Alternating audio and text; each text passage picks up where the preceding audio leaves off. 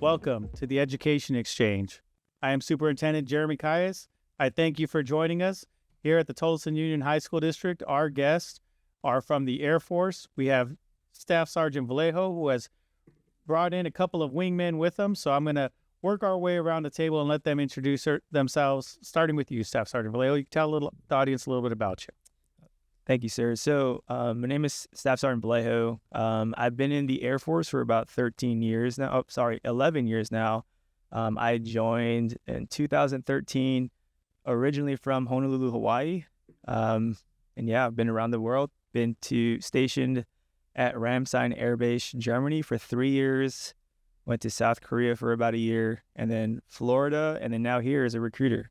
So that's just a little bit about myself. Sergeant Ripperger. Sergeant Ripperger. I've been in the Air Force since 2011, so 13 years. I originally was stationed in Louisiana, up north, Barksdale, Louisiana. Then I spent some time, about a year in Guam, and then 6 years here in Phoenix, Arizona. First stationed at Luke Air Force Base, and now recruiting out of Westgate. I'm Staff Sergeant Levi Marler. I grew up in a little town just outside of Lafayette, Indiana. I've been in the Air Force now for about 14 and a half years. I spent most of that 13 years in Texas, and then I've been here in Arizona for about a year in recruiting. All right, well, welcome to all of you. Appreciate you being on the show here today. Thank you for having us. We want to talk a little bit about what it means to be in the Air Force. So for all of our students who are about to graduate, what does that look like? Is that a path that they want to take? So first, let's talk about what type of opportunities are available in the Air Force, because right now, we've all seen the movie Top Gun. Yep. And the idea is that we're all going to fly into the danger zone, and we're going to cross our fingers that we're not goose. Play beach volleyball. Yeah, play some beach volleyball. With some be in great shape, and then we're going to be like in excellent shape playing beach volleyball. And I'm good with being ice. I'm good with being Maverick, but I don't want to end up being goose. Right. But what do the jobs really look like in the Air Force? Is everybody a pilot, or what else are they doing inside the Air Force? So, I mean, there's a plethora of different jobs that you can choose from, right? There's about 120 plus jobs.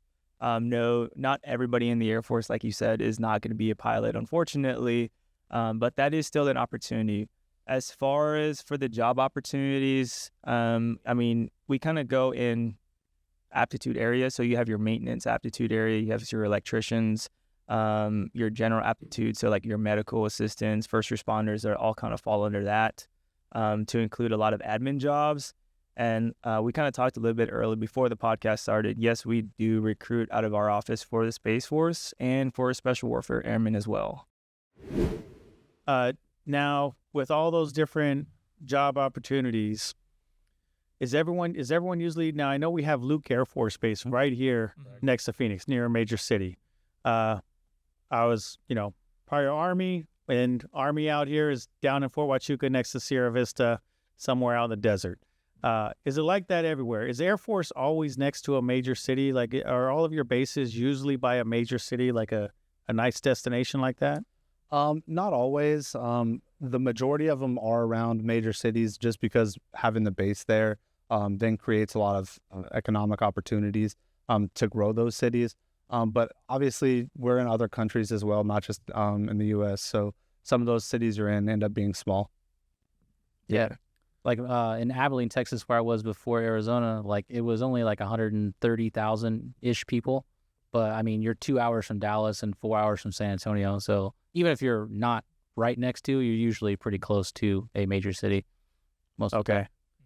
So I'm thinking of all the major cities across the U.S. New York. Is there an air base near New York? There's one in Jersey. So right out there. And so what about L.A.? If someone wanted to be out by the L.A. area, you guys have locations out there too? Or there's how far is Travis from L.A.? Travis is north. That's more near Sacramento, I believe, San Francisco area. Yeah. For LA, there is like a Los Angeles Air Force base, but I want to say it's mostly reserved. Don't quote me on that. But there is a base that's out there. And Staff Sergeant Vallejo, you said you're from Hawaii. Mm-hmm. I don't know why you left. I've been there. I've been there once. And if anything, I mean, I'd re-enlist just to get a duty station of Hawaii. But does Air Force have a duty station out in Hawaii? Yeah, so some of the airmen do have the opportunity to be able to work out of Hickam. So Hickam is like a joint base with like the Navy and the Air Force. So there are some airmen that do get that opportunity to get stationed out of there. Not all the jobs though. Like, so me as a firefighter, unfortunately, because it is mainly Navy federal fire, I unfortunately cannot go there. Oh, okay. Mm-hmm. Now, how does that look for training when you guys go through training? So I'll tell you, when I was in the Army, we ate MREs. They say they're meal ready to eat. Just add water. And I caught a hop before, so I was able to ride on an aircraft, and the airmen, pulled out their lunch, and it was a box lunch with real food. Is that usually what your training looks like? He had an apple, like an actual apple. Like, it wasn't like I add water and it turns into an apple. It was an apple. Yeah. Like, is that usually how it looks at your training, that you guys usually have like box lunches with real food, or do you guys eat some MREs same as they would in the Army sometimes? I'd say it's probably mostly the box, but I've eaten quite a few MREs, especially when they sent us through some Army training out in New Jersey. Like, they taught us how to drive Humvees and all kinds of stuff. I was getting ready for a deployment in Africa, and so we ate a lot of MREs there. I don't know. I really always like all the chili one. The chili mac, that's my favorite one. Not the spaghetti? Go for the chili mac? It's not as bad, but yeah, I'd say probably got to be chili mac. What about you? Did you ever? Yeah. So in most of my training, it's just normally box lunches, regular food. Same. Obviously, there's some occasions where we saw the military, so we do have to get MREs during certain training. Definitely in basic training, we do it there. We need some MREs, and then when in Guam, I was out there when a typhoon actually happened, so we were on MREs for a couple weeks there for that. But other than that, it's mainly real food. All right, so at least you had some exposure of knowing what all the soldiers are going through with the just add water to make some meals there. What about, for those who do want to be the top gun, right? You're soldier, like I'm going to be Maverick. I got what it takes. Send me in on the mission. What does it take to be a pilot? Like, how realistic, how attainable is that goal if you're like, I really want to be a pilot? Yeah. So to be a pilot, right? Again, just to kind of preface all of this, there's two sides of the military, right? In every branch, we have an enlisted side and a commissioned side. So to be a pilot for the Air Force, you do need to be a commissioned officer. So that's one. For the most part, for every branch, it is still a 4-year bachelor's degree, right?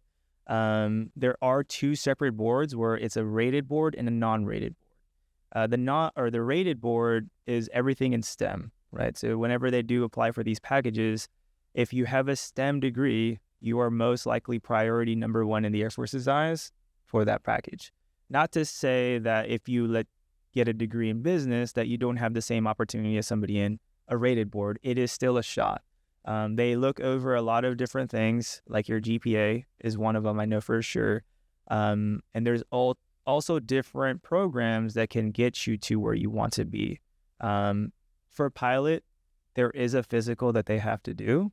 And that's kind of where they weed a lot of the applicants or candidates out for the pilot training program. But for the most part, it's a 4-year bachelor's degree, higher than, like I say, I think it's a 2.5 GPA. And if you do it through the enlisted side, you do have to go through like your commanders or your leadership to create this package. Because to be a pilot or a commissioned officer, you have to be the best of the best, right? And so that's what they kind of take all that information and put it together to find out if you truly are eligible for this program. All right, so a lot of hard work, some physical tests to make sure you're up for all those G forces when you're banking it down low, below the hard deck. Let's talk about for the rest of the airmen though. Mm-hmm. What are the physical requirements? What like if someone is graduating high school, Mm-hmm. they're not in the greatest of shape, right? They're leaving high school with a dad bod. Mm-hmm. Like, what does that look like? Like, what are the physical requirements just to be in the service? Well, define physical requirements, because in us as recruiters, it's two different things, right? So I'll explain the one that I think the elephant in the room is, kind of alluding to your question. Physical attributes for like a physical training test, they do have to run 1.5 miles, right? That stuff they will do at basic military training. I think their first week of there, they will take a mock PT test. They have to pass. I remember when I went, it was a 13-minute and 36 seconds. If they get anything after that, they pretty much failed that. But the first week of basic training, it's pretty much a wash to give them an idea of where they are and how they can improve for the next 6 or 7.5 weeks of training, right? So they got to run 1.5 miles within 13 minutes and 36 seconds? That is correct. Okay. And what about, is there a certain number of push-ups or sit-ups that they need to be able to do within 2 minutes? Or is it just the 1.5 miles is the main requirement? There is a push-ups and a sit-ups. It's 33 push-ups and 42 sit-ups, all within 1 minute. So 1 minute for push-ups, 1 minute for sit-ups. But all of that is once you're already in to graduate basic training. To join, you don't have to be able to pass all those requirements. That's what basic training is actually for. Yep. To join, there is height weight requirements, but that will just depend on your height and your weight, if that makes sense. Okay. And a body fat percentage under 25% for males, and I think 36%. It's 26%. 26% for males and 36% for females. Yep. Okay. So before they get in, you'll just make sure that their body fat is within the limits. Yep. But after they get in, if they can't pass that physical training test right off the bat, that's going to be fine. They'll go through all of basic training, and by the end of, before they can graduate from basic training, they just need to be able to meet that physical test requirements. That's correct. It's a pass. Now, what else do you do in terms of determining which jobs they can go after? Do you also, similar to the Army, issue an ASVAB test where you test them for their potential in different areas before deciding which jobs to offer them? Yes, that's correct. Yep.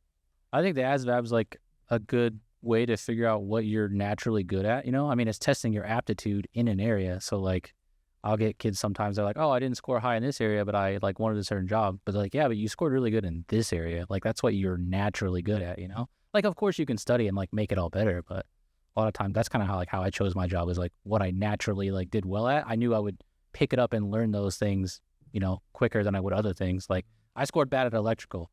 I would never be good at it. Like, I've tried a little bit, I'm just not. But like mechanical side of it, I was good. And so that's kind of how I chose my job. Nice. Now, I know you guys are also helping out with Space Force.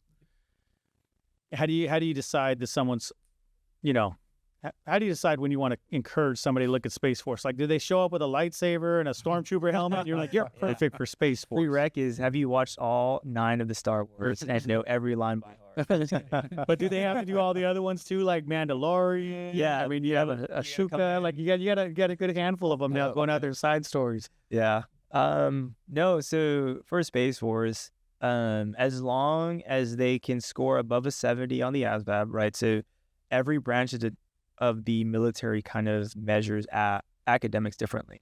So for the Air Force, it's your mechanical, admin, general, and electrical. Right? If you're scoring higher than the 70s, to me, you qualify for every job academically, right? So then that's like kind of like the first pass. The second pass would be going down, again, to MEPS to do your physical examination and qualifying there, to include qualifying for TSSCI. So TSSCI, I believe, is the top secret security clearance interview. So if they can't qualify for that, there are questions at MEPS that they will ask. One of the biggest ones is undocumented parents, right? Yes, they can be here, and can they still enlist if their parents are undocumented? Yes. Unfortunately, they would not qualify for Space Force or any job requiring top secret security clearance, but they can still enlist into the Air Force. So Space Force being one of them, unfortunately, they can't go into the Space Force because of that. So with many of the branches of service, that top secret security clearance, you really only need that when you're going for certain positions, like you're going to work at the White House or something else. But you're saying for Space Force, across the board, everybody has to be able to get a top secret security clearance. That's correct. And in the Space Force, I know next to nothing about the Space Force. I mean, I'm picturing this, it's either Star Wars or Star Trek. I don't know. I got a little blend of both. I'm thinking of Space Force. Yep. But what exactly does that look like? Are they a fully established branch now? Like, do they also have all of the jobs, or are they more like specialized? Like, if you're Space Force, you're your duty station is the International Space Station, and you have fun up there. Like, what does that look like? I mean, they're fully operational now. Obviously, they are stationed at Air Force bases as well, so there are components on our base. But as far as the job aspect goes, no. They only do, to my knowledge, 6 career fields, and it's all cyber and intelligence or geospatial intelligence. So anything satellites that they deal with. I know one of the airmen or guardians, excuse me, that's what their technical term is called. One of the SpaceX launches, I believe last year during tech school, they were able to like watch like the live feed while they're in tech school because they have an affiliation to that. All right, so I'm gonna probably at some point get is in trouble with Disney trademarks or something. So if you want to be a guardian of the galaxy, Space Force is your path. Yeah, that's their new term. They're going to be guardians, and they're very specialized with their jobs are just limited to those very specialized fields. Then of you're dealing with satellites, you're dealing with. I mean, do they get to fly are they flying for NASA? Do they get to do like any of that kind of stuff? No, my knowledge. No, none of that. Okay. But everything else, they're still depending on Air Force for. So like human resources support, payroll, like all that is still going through Air Force, and Space Force is kind of like this like little extra thing on, added to the Air Force. That's correct. It's kind of like how when we were the Army Air Corps at one point, where we were reliant on the Army for a lot of things at one point, but once we fully separate and become our full operating branch, we kind of disassociate ourselves from you guys. The Air Force or the Space Force is still the same thing. They kind of rely on us for a lot of that administrative type of work. So, all right. So Space Force still with you guys. How does it look? How does it look in terms of that initial commitment? So whether I'm going to go Air Force, I'm going to go Space Force. That initial term that I'm going to sign up for, what's the minimum? What's the expected, the average? Like how many years are we committing to join? So both Air Force and Space Force offer 4 and 6 year contracts. Those are kind of the standard contracts you can sign. And that's pretty much all we offer for both for commitments. Yep.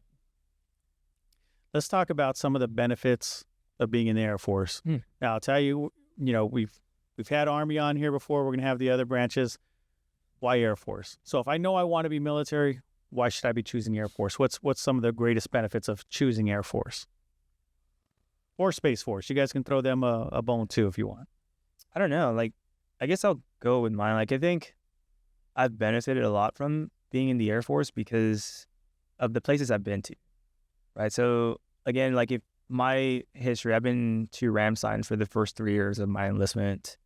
I was able to travel to multiple different countries while I was there. Again, from branch to branch, like that travel opportunity is kind of minimized. Like my leadership, they were cool with me going to Amsterdam, which was a 4.5 hour drive from my place without having to take any leave, as long as I was like in the local area. And at the time, the local area was 8 hours. Right? It was a 4 hour drive. I was good. I didn't have to take my paid time off.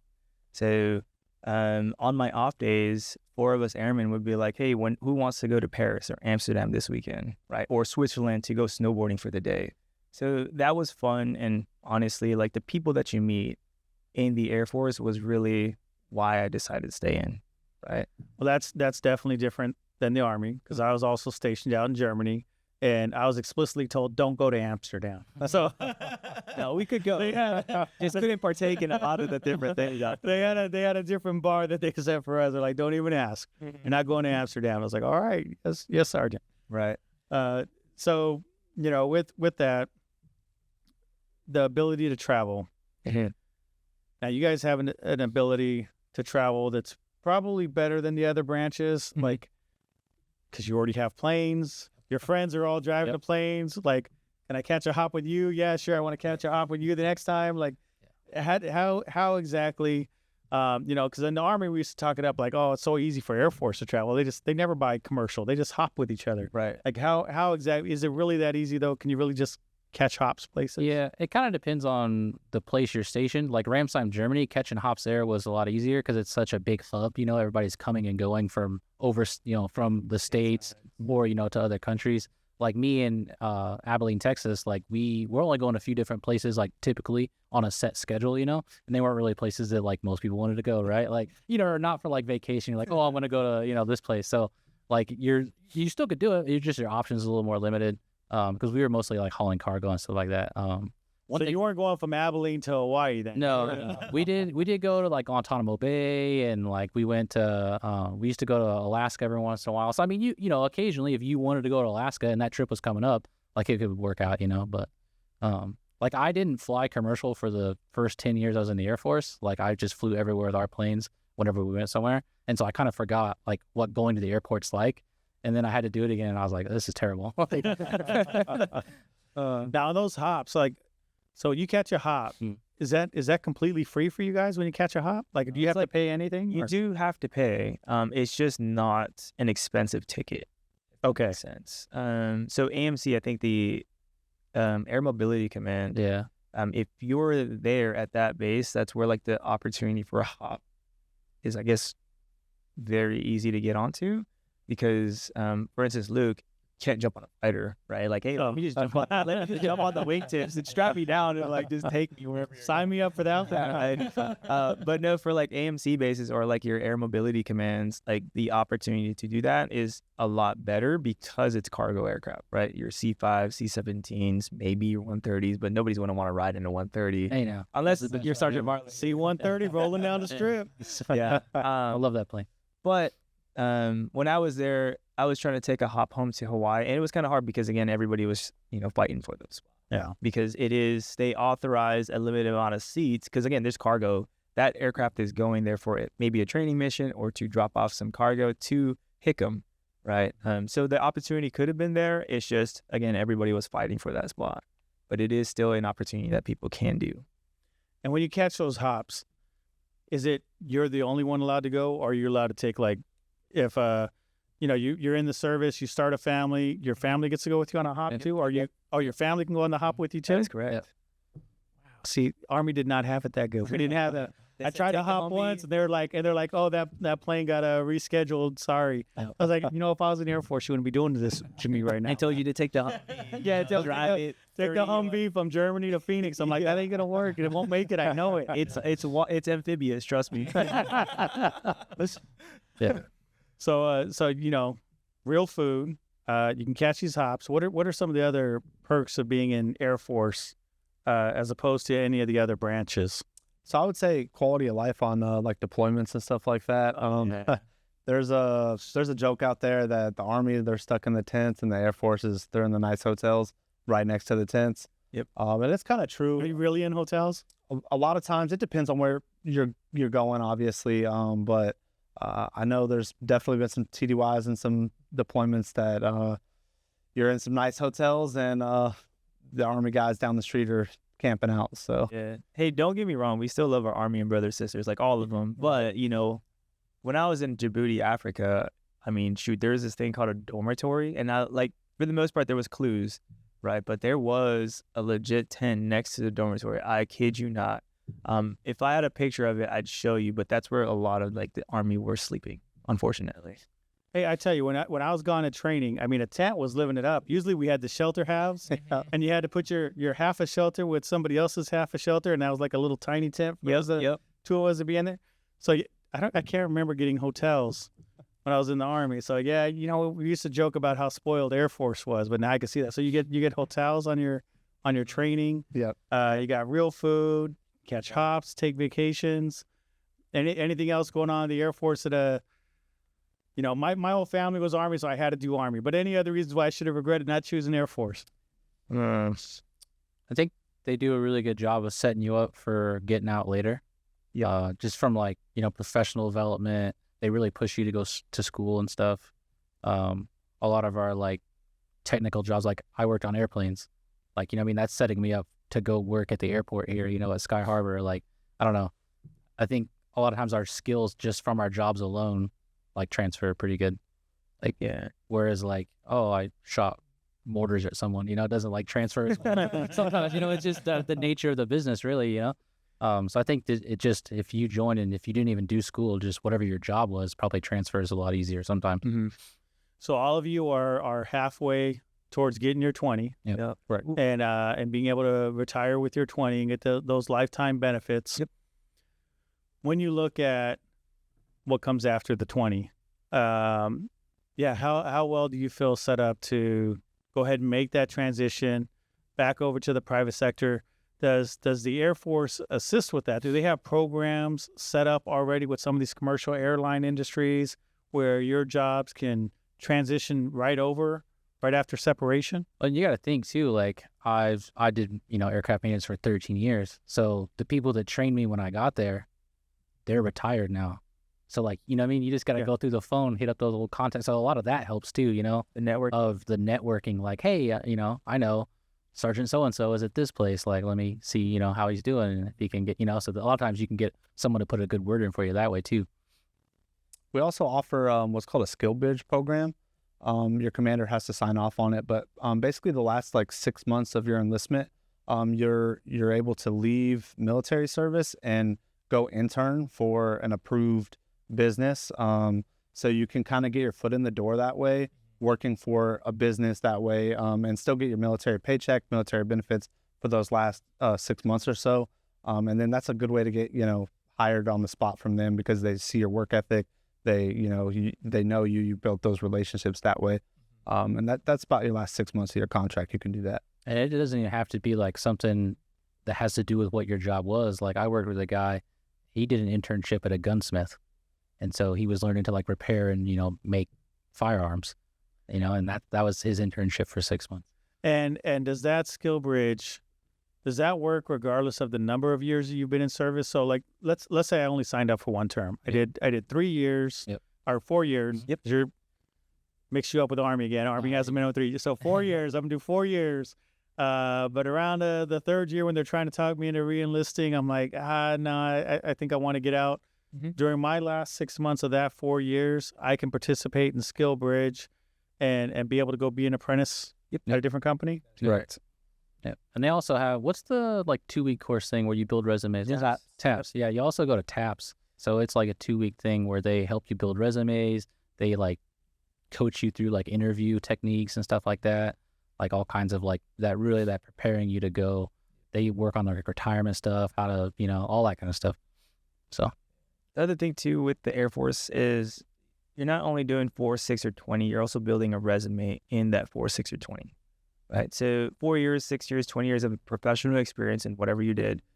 For Sergeant Ritberger, Marler, and I, we have multiple different jobs that we've done in our career fields that we could throw on that resume, to include now adding recruiting, right? Like from working on jets to working on generators to being a firefighter, they've also kind of helped us generate other aspects of different skill sets so that way we're more prepared when we get out to get a more informed decision. Because even now, since doing recruiting, I don't even know if I want to continue being a firefighter when I'm done, right?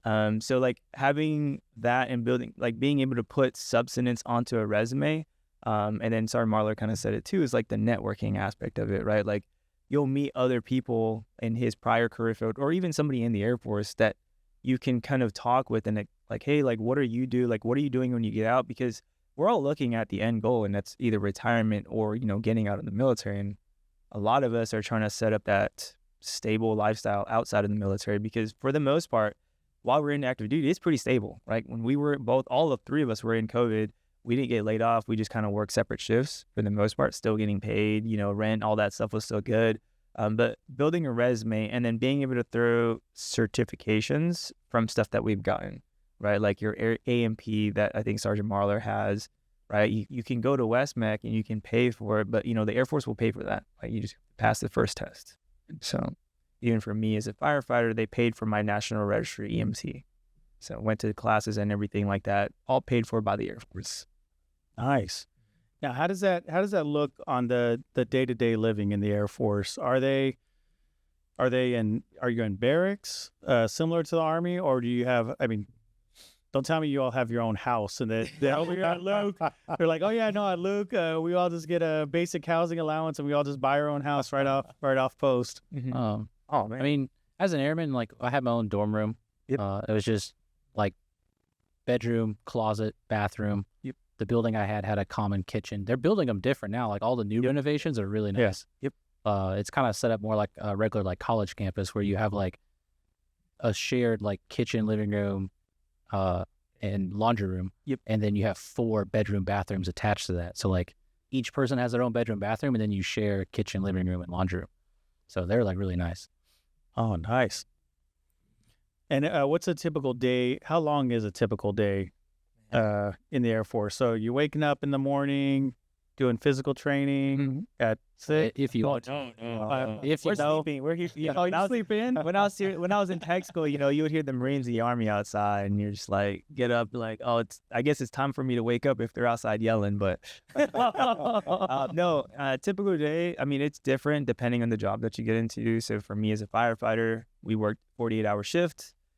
So the typical day starts from 7:30. Like duty day starts from 7:30 to 4:30. We go work out, and the rest of the day we're just kind of like hanging around, like a normal firefighter would.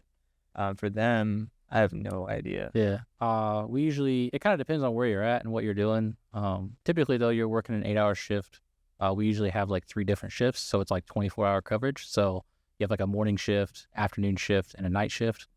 But yeah, I've never woken up in the morning and worked out, like, unless I wanted to. I'd say that is kind of like, I mean, you kind of talked about like way of life, or like, that kind of stuff. Like, I think that is like the biggest difference is a lot of that kind of stuff is on you. Like, you need to, if you need to work out, like, you got to wake yourself up and go do it. They're not going to make you, Oh, no. To this day, I still wake up feeling guilty about not running 2 miles. I'm like, I feel like I got to run 2 miles somewhere. I don't even know where I'm going, but I feel like I got to get up and run. Yeah. I feel like someone's going to start yelling at me about to start running right now. Yeah. So in Air Force, you guys don't deal with that either? No. All right. Sleeping in, eating real food, staying at hotels. Yeah. What would you say would be that something someone could know about themselves where they would feel like the Air Force is right for them? So, we have our students. They're going to be, they're going to be graduating. It's that time of life where you're really trying to figure out, like, hey, what am I going to do with myself? Yep. What do you think are some questions they can ask themselves and just be like, yeah, Air Force, that's where I want to go. That's where I need to be. Like, this is something I enjoy. This is something I like. Like, Air Force sounds like it'd be the right place for me. I mean, it's kind of like you said, all your family being Army, kind of knowing that's kind of what you had to do. I guess if you already don't think that about yourself, but you want to help those guys or gals, right, that's in the other branches, I think the Air Force is the perfect place. Like, I knew I wasn't really like going to be kicking down doors and like tip of the spear kind of stuff. That wasn't really me. But I'd love to help those, men and women. So like, especially like on cargo plane, like when I'm working on, like, that's how we brought you guys all here, ammo and MREs, like, I can't have you out there hungry. You got to bring your MREs. So it's like, I'm not going to fight, but I will take you to the fight. Yeah, I will deliver your food for you. If you get you hurt, can go get them. If you get hurt, I'll pick you up, take you to the doctor. There you go. So on that note, in the Air Force, then, do you ever really see combat? I mean, other than the pilots who are obviously, running air support, but do any of the other airmen, any of the other positions really get you exposed to a lot of combat, or is it mostly with the Air Force you don't see a lot of combat? I mean, we're all in the military, so the opportunity or the likelihood of that ever happening is still there, right? I know there are special warfare airmen that you can get into that if you want to be exposed to that, then that's what you are. It's just a little bit harder to qualify for. Some of our security forces airmen potentially, right? Even me as a firefighter, when I was in Shabelle, the likelihood of us being attacked in Africa was still there, right? So like, it really, as far as direct action, like, no, the Air Force is not going to say like, hey, you're going to be in this convoy and you're going to go and like take down this building. That's not us, right? They'll probably call an airstrike and be like, we'll just level it out. So combined, you three have over 38 years of experience with the Air Force. Mm-hmm. How many days or hours of combat would you say between the three of you you've seen? Me, 0. Also 0. Also 0? I don't know. I was I had 4 deployments to Afghanistan, so. Okay, so you are in some action over there in Afghanistan. I saw it more from a distance. I mean, a lot of our missions over there were the air evac missions, like for medical.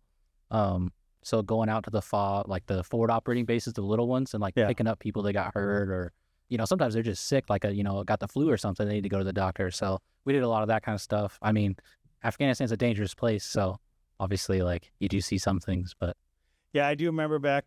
So in my time when I was stationed in Germany, I got to go to a few areas, Bosnia, Albania, and I would still see helicopters coming in and planes coming in, and of course, like, yeah, there's the pilot, but there's still other airmen that are there supporting them. So I do remember seeing, like, at least they were in and out. Yeah. But if someone doesn't want to see combat, they love everything else about the military, they themselves don't want to do the combat.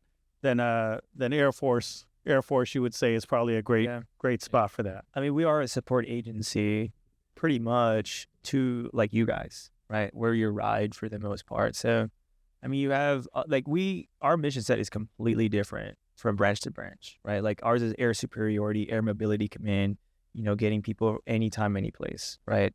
So as far as direct action, there are career fields, yes.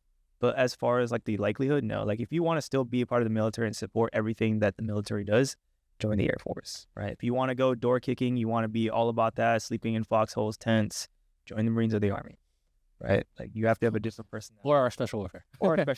I feel like they do bridge that gap between the two, because, like, a lot of times they do get attached to, like, Marines and Army units, like the special warfare guys do. So yeah. They're out there kind of living the lifestyle with them, but then when they come back to base, they get to go to their nice dorm room, So that is kind of a nice way to do a little bit of both. Now, what about operating drones? So is that all Air Force? Like, we see sometimes, like, you'll watch the news, and on the news they're like, oh yeah, look at this drone strike. Or you watch a good movie, maybe some Mission Impossible. And it's like, oh, you just see them doing the drone. Is that all Air Force? So you sign up to be like a drone operator? Is that a position? It's still part of the pilot program. Oh, it's still part of being a pilot. Mm-hmm. So you still have to make all the same requirements of being a pilot just to operate a drone? That's correct. It's weird because you can't just be good at video games? Fortunately. I mean, I'm good at video games. Here I am, best firefighter at video games. No, but yeah, they are still considered like pilots at the end of the day, so they still have to go through all of that. Again, don't quote me on this because I'm not a pilot and I have no idea how this selection process for them goes. But they have, like, let's say 20 people in a class, and based off of, your 1% of the class, that's who's going to be your pilots or your fighter pilots. And then they just kind of rack and stack everybody else that way. So if you want cargos, I guess, I don't know where cargos fall in that list. Maybe do terrible. Should be at the top. But obviously pilots being like the top 1% or whatever the percentage is at the time. And then, because we do still have helicopters technically, like your CB-22s. They just rack and stack them based off. Okay, so even drone operation, very tough gig to get because you gotta still get up there in that 1% and be a pilot. That's correct. Because most of everybody that wants to be a pilot obviously alludes to the Top Gun fighter pilot. That's what they all aspire to be, but it's unfortunate like they just don't have the amount of slots to give every single time. But still, a lot of great positions that are unique only to the Air Force, like the airline mechanic that could cross over. The Space Force jobs. So do we have like some cool things happening with Space Force? Is there stuff you guys are allowed to tell us about Space Force? Like, I mean, are they mobilizing near the end of the solar system? Is there anything we need to? Is there anything we can disclose here that we should know what Space Force is working on? I wish I knew. I wish I knew. Even the Space Force recruiter doesn't really, like, he's the only one that really knows a lot about it. He just says, hey, satellites and space. That's all it is. Yeah. Usually whenever I have like an applicant that is interested, like, I'll call him and they're like, here, ask him. Because, like, I mean, I know, like, generally, like, oh, they work on satellites or they operate them or there's cybersecurity stuff or intel. But aside from that, like, I don't know exactly what they're up to really. But well, I mean, so cybersecurity, right? Your phone, like, if you want to go from here to California, you're probably going to use GPS. Yeah. So a lot of that is them protecting that, right? Because GPS is operated off of satellite. So that a lot of their cybersecurity is, protecting that. So that way another, country doesn't invade that. And now you have no GPS, right? To include the satellites for your phone, cell phone communication, not being able to make phone calls because, I mean, for the most part, we're 100% reliant on cell phones, right? Even the military, like, once that stuff goes out of the window, communicating is going back to the Stone Ages of, like, hey, did you know that this is happening? Oh, I didn't know. So again, maintaining that network so that way, not even just the military, but the United States of America as a whole can still operate off of GPS and cell phones. So, but for the most part, that's what they do, is protecting that. And obviously they do some intelligence with satellites. I just don't know the full capabilities of that. All right, so they actually do have some important work. Then they're not just running around with lightsabers and stormtrooper helmets. I still think they are protecting. They're protecting our network. Yeah. Very critical to make sure we take care of our infrastructure. Anything else you guys would like to throw out to our viewers about what they should know about the Air Force for our students? We graduate over 4,000 students a year. Anything they should be thinking about when Air Force pops into their mind, something you'd want them to remember?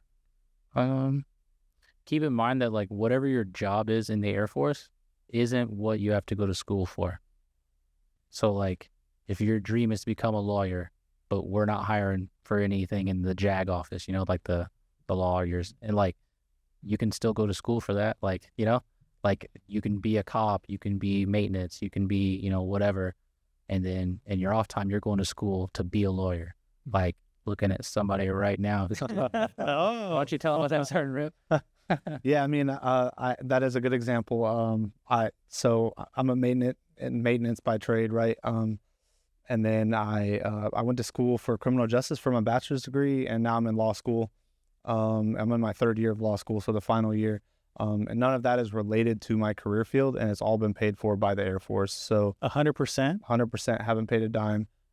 So that would be the biggest thing personally that I would recommend to people, because other branches will pay for school, but it's encouraged by the Air Force to go to school. That's the difference.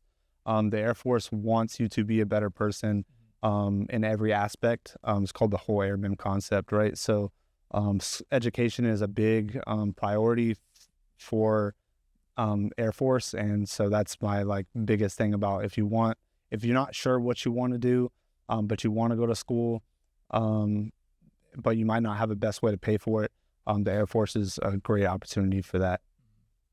It's great.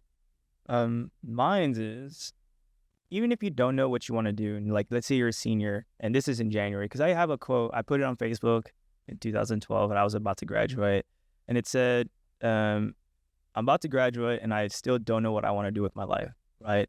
If you are one of those people that truly don't know, because I was one, I graduated with 3.1 GPA still, I was like, I don't even know if I want to go to college. If you feel that way, go see a recruiter, right? Obviously, the Air Force recruiters.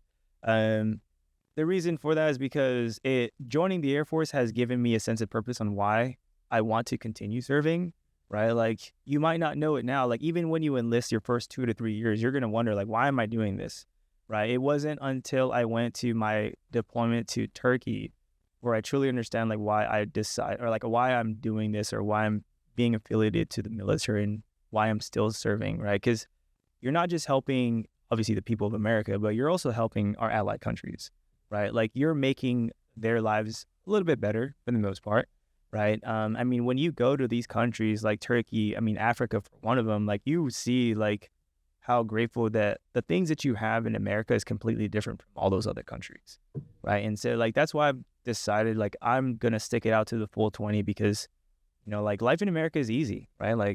When you go out and deploy to these countries, you have a full understanding that life is good. And no matter what it is that you're doing, even if you didn't know prior to joining, now you have a purpose, right? And a lot of it was I had a void when I left high school, and I was like, how do I fill this void? It's and that's what it was. I wanted to help people, right? Whether it be helping the people around me, helping the people in the Air Force, or even on the macro, the macro culture of it, other people that we support as well. So. Well, that's a great way to look at it. It's not just doing it for the benefit of helping yourself and creating a future for yourself, but what you're able to give back and be able to help all those around you. Well, we appreciate all of you sharing this information with our listeners, with our students, with our parents, and we appreciate all of our listeners for tuning in once again to the Education Exchange. Encourage you to subscribe, and follow us again next week as we continue our goal to enlighten our parents and empower our students. Thank you. And that's the end of our show. Thank you for listening. If you have questions, want more information, or would like to be a guest on the Education Exchange, please send us an email at podcast@tuhsd.org. Don't forget to hit that subscribe button, give us a like, and tune in next week to the Education Exchange. You can catch all episodes on your favorite streaming devices or directly at www.tuhsd.org/podcast.